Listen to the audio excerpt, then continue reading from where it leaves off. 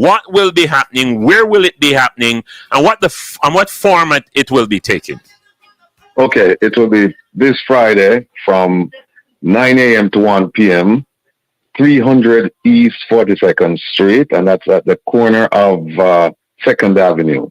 2nd Avenue and 42nd Street. Once you get there, you can't miss the crowd because we have been given one lane of traffic by the NYPD to protest in. They expect a large gathering. In fact, they expect a larger gathering than I anticipated. And they said, look, we don't want you on the sidewalk because it will be impeding pedestrian traffic, so we need you to stay in this lane of traffic that we're going to cordon off for you. So what do I expect? I expect it to be a family affair where people are going to meet each other that they haven't seen in a long time. We're going to reminisce. We're going to joke. We're going to have a fun time. And at the same time, we're going to be serious about the issues. From 9 to 10, we will be exchanging pleasantries, meeting and greeting, carrying on. But at 10 o'clock sharp, that's when the event will start. The festivities will end, and then the real program will start then. And we will have the national anthem, we'll have a prayer, and we'll have none other than one of the leaders in our group, Dr. Rupert Francis, to open up the event. And we have a sound system out there. They'll be providing us with message music, Bob Marley, Burning Spear, Peter Tosh, Bunny Wailer, and so on and so forth. And we will intersperse the music with speeches from members of the team. We will also have some time set aside for people in the general public to come up and say a few words about what we're out there for. And we're out there for good governance, essentially. I mean, that's the overarching theme. Mr. Rattigan, why are you taking away my stage? I have the mini agenda here. I'm sorry. Yeah, you should be sorry. Anyway, okay, but no. What should they expect? And what they should expect is this: they should expect a gathering of people united for the purpose of holding government accountable. We will be protesting all the things that I mentioned to you earlier, but we'll be protesting things like, in addition to that, the corruption, the big C in Jamaica, the corruption, because Jamaica is a corrupt society. Oh, by the way, the minister of the minister without portfolio, the office of the prime minister with a responsibility for information, Minister Robert Morgan, he did an interview a few months ago, and he said that Mr. Rattigan, he said he wasn't afraid to call my name, which tells me that he's afraid to call my name because you don't make a statement like that. You just call me, right? And he said that I survive on a steady diet of misinformation, something to that effect. That I'm not telling people the truth, and that negativity. He said, steady diet of negativity, and all of my programs, he said, they're negative about Jamaica. And let me just make one quick correction. I'm not negative about Jamaica. I love Jamaica. I love Jamaica people. I am negative about the governance of Jamaica. That's what I'm negative about. How it's being run and by whom. They have, and if you don't believe me, look, just pick a ministry and look and see what's going on. Look at education. There's a study that came out recently that said, an international study that said Jamaican students are performing below par. And me says, me do the study. The study, they must contradict the study, right? The Auditor General and JAMP, they came out and they said 1.7 trillion Jamaican dollars unaccounted for. And me says, so it's them, so, right? The government, when it was in the opposition, vying for the election in 2016, in their manifesto, they said, look, we're going to solve the water problem. And then they came into government, and then in 2020, they came up with another manifesto where they said, we're going to solve the water problem. Have they solved the water problem? I leave that to the people who don't have any water to answer that question. But all I'm doing is that I'm just raising these issues to say, look, these people in government, they really don't have the interest at heart. Look at how heartless they are with the 200+% raise to legislators and a paltry 20% for the people actually doing the work, civil servants. And Interesting. Interesting. So in New York, if a person show up, like for all people listening in New York right now, if they show up to the protest, will you have placards, or will there be like shirts? Will there be beverage? I guess you said that the NYPD is involved, so I would believe that there is adequate security available for any counter protests and the like. But what can people expect showing up to the event? You mentioned sound systems, and you also mentioned an agenda. Dr. Rupert did. But what else will be there? Will any of those things be? Or should people build their own placard and come and say what can they expect? Well, we're gonna show up with a couple hundred T-shirts. The T-shirts are for sale, $25 a pop. And it will go towards the One Jamaica Legal Defense Foundation, the funding vehicle to hold government accountable. We will have placards there for free, but you can bring your own if you want. But just keep it clean. We don't want anything that's defamatory or anything that's slack or anything like that.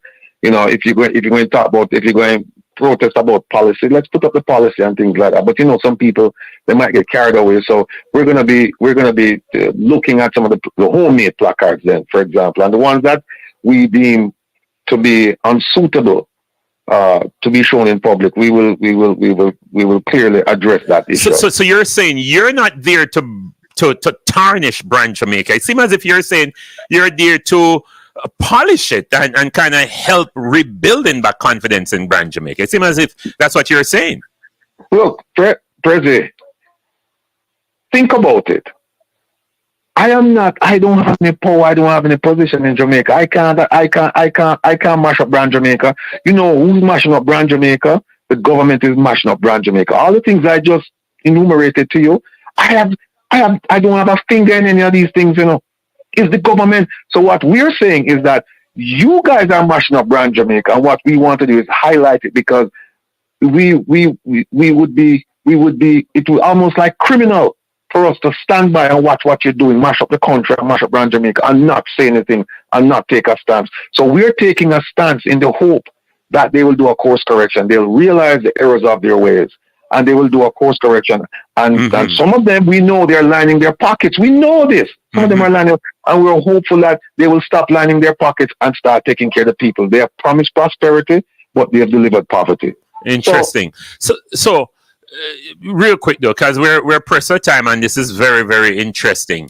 But someone did say recently that in order for Jamaica to change must come from the outside to really change Jamaica. Is that a prophetic statement in the sense where people in the diaspora seem as if the responsibility have fallen on the shoulders of people in the diaspora to really, really hold government accountable, because the people who are in the midst of the situation, they're probably not even seeing, because they're so busy trying to get by and getting life going, they can't even spend time to focus on that. But people from the outside, just like watching a domino game or a chess game, the person outside, the observer, seem to see more moves than the person who are actually in the game.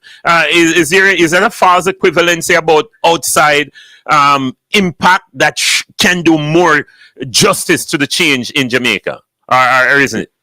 No, President, the typical Jamaican is worried about what is he going to eat, how is he going to feed his family, where is he getting money from, and all of that. And so his focus is on his immediate needs. He doesn't have the time, and a lot of them, they don't have the understanding to really look and assess, dissect, and analyze what's going on as to why they're in that position, because they only want to address their immediate need. People from the outside know we can look, and by the way, that's not a cut and dry statement, because there are people in Jamaica who can do exactly what we're doing here. But I think the thing that's most prevalent in all of this discussion that we do, it's almost like the elephant in the room. It's prevalent, but we don't talk about it, is fear. The people in Jamaica who see what's going on, they're fearful of doing anything about it. because Jamaica has. Look, you say something bad about the Prime Minister, what them do? Them come grab it from underneath your bed. Them can't find 200 what most wanted, you know. But you got to make a bad statement about the Prime Minister, them go find you and drag you in front of the camera and have you apologize. Well, we know the diaspora, we don't have that fear. We don't have that fear. We can just go out and just protest and say whatever we want to say, within reason, of course, and make our voices be heard. So we are seeing it, and not only that, what we have is, we have some talented people in the diaspora, and we have access to certain things where we, in fact, sometimes we know what's going on in Jamaica before the typical Jamaican finds out about it. And I can't begin to tell you how many times people have come and say, you know, I'm learning so much about Jamaica, what's going on here. I live here in Jamaica and I don't know half of the things. I mean, you me learn from you and other bloggers and journalists and all of these people that I hear from, because I'm here and I don't even know what the hell's going on. So it's we have to enlighten our people, and at the same time we have to inspire them. And so this Friday we're going to ask them to do something in solidarity with what we're doing. We haven't decided yet, but whether it's wearing a white shirt or we're not going to tell them stay away from work. You know, that's a no. But there's something that we're going to come up with that we're going to tell them to show solidarity with us, because we're all in this thing. We're all in this thing together, you know, Prezi. We're all in it together. I know so many people would like to go back to Jamaica and retire, and they retire elsewhere. I know people retiring in South Africa. Simply because when you ask them why, them say, no, I can't deal with Jamaica. You know, I can't deal with how the country is being run. So again, I'm not here talking about change government or nothing like that, or party or not. I don't care. In fact, I've lived in PNP neighborhoods and JLP neighborhoods before I left Jamaica, before I even reached voting age. So that is of no consequence to me. Here's what's of consequence to me: how people are living. Absolutely. Absolutely. We just have a few more minutes, Mr. Rattigan. For people who can't make it to New York this Friday, but would like to get in touch with you, do you have any means, if a person is listening and would like to make a donation or just like to get some more information, is there a website or a social media handle that they can look to get information? Yes, they can go to the One Jamaica Legal Defense Foundation site. It's ojldf.org. Oh, okay. Say that a little soft. Sure. OJ. Yes. It's OJLDF, and that stands for One Jamaica Legal Defense Foundation. And that's .org. Yes, .org. Yeah. Or they can reach out to me through the radio station, your radio station, because you know where to find me, you know. So absolutely. And Rupert, Dr. Rupert Francis is there as well. They can reach out to him. And you know, some people have really need a nice gesture of saying, look, I can't make it, but I'm gonna donate $100, and I want 4 T-shirts, and I want you to give me T-shirts to people who cannot afford T-shirts who show up at that thing. Man, that's such a good idea. I like that. I like the idea, That's a very good idea. We're buying a T-shirt and just give them to people who can't afford to buy T-shirts who will show up, you know. I know quite a few people showing up on Friday. They're not even working. They take the day off just to be there. I love that. Yeah. And I have some of them who took. They're going to take the day off, but there's some of them who they're unemployed, but they're coming. Yeah. Them call me and say, listen, we never see anything like this in the diaspora. This is unprecedented. This is historic. This is epic. This is monumental. Well, we've never seen a group of Jamaicans say we're going to hold the government accountable, and we're going to hold them where? In the media capital of the world. And let me tell you this, if Marcus Garvey didn't use the media, if he was afraid of anything, he wasn't afraid of people. And let me tell you this, we got to use whatever vehicle is available. Ladies and gentlemen, if you're just joining us, thank you so much for joining us here on Good Evening, Mr. President.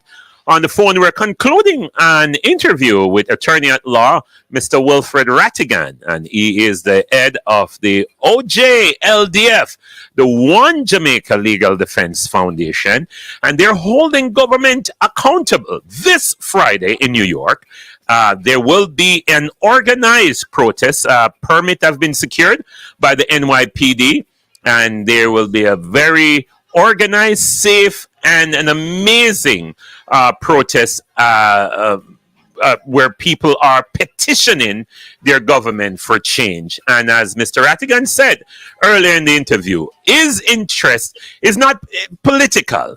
All he wants to do, country oldness can stay there for 2 more terms, or whatever statute there is. All he wants them is to stick by the rule and be held accountable. Nashika, what do you think about Mr. Rattigan's approach to helping highlight some of these things and galvanizing support in the diaspora to really challenge the government, to really step up to the plate and be accountable, and so we can put trust and confidence back into governance? Like I said, when they started this a few months ago, going into Miami with Mr. Rattigan and Dr. Francis, sometimes when you reach out to the government and the government is not responding, you just have to go to alternative means. And that's where we are right now.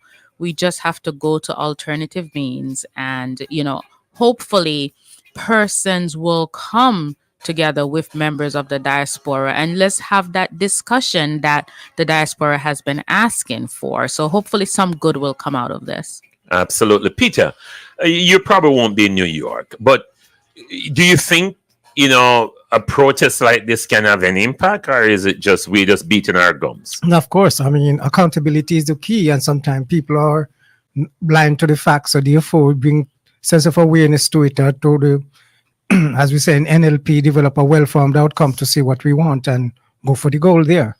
All right, Dr. Rupert, you will be in New York, and I know you are very excited about New York. And as we conclude the program today, what are your thoughts on what takeaway you want people listening? What do you want them to take away from this discussion as it relates to protesting your government, really, seeking some kind of redress for some of the harm and the wrongs that have been done to the people? And I know you've been an advocate for that, and I'm literally stalling to give you an opportunity to find your bullet points, but time is against me, so you're gonna have to wing it this time, my brother, as I can't go deep and equity. I just want to say that we want to have a very good time. We want to have a good time, and I want to pray and hope that people come to their senses and recognize that this is a call for change in Jamaica. And as a result of that, I will just read a little thing that I love to read. It's the benediction. We got 30 seconds. The Lord bless you and keep you. Lord make his face to shine upon you and to be gracious unto you. And the Lord lift up his countenance upon you and give you peace. That's all I ask. And that is a great prayer for Jamaica. Wilfred, you got 30 seconds with your final thoughts. Go ahead. Very quickly, I stand on the shoulders of great men and women, and it would be criminal for me to see injustice being done in my homeland and to sit idly by and watch things burn. Can't do it. Thank you so much, Wilfred. Nashika, any big up our burnouts this week for you? Big up to Splendid.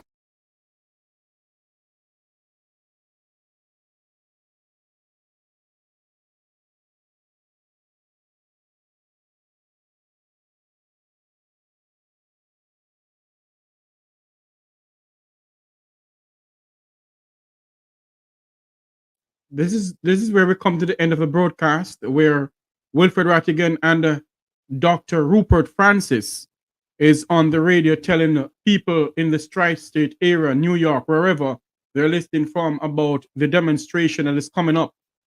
And just want to let everybody know that we will be live from New York on the Make We Talk Jeffrey Tavares YouTube channel. So you can come on over here. We'll be live from New York City from 10 a.m. until 1 p.m. on Friday, May 10th, 2024. Jamaicans and friends of Jamaica, let your voice be heard against corruption, crime, and poor education and lack of water in our country. This is where I'm going to say so long from here. Join me this evening at 8 o'clock when I will come to you with another episode of the Make We Talk program. Until you hear my voice again, may God bless you. May God bless Jamaica land we love.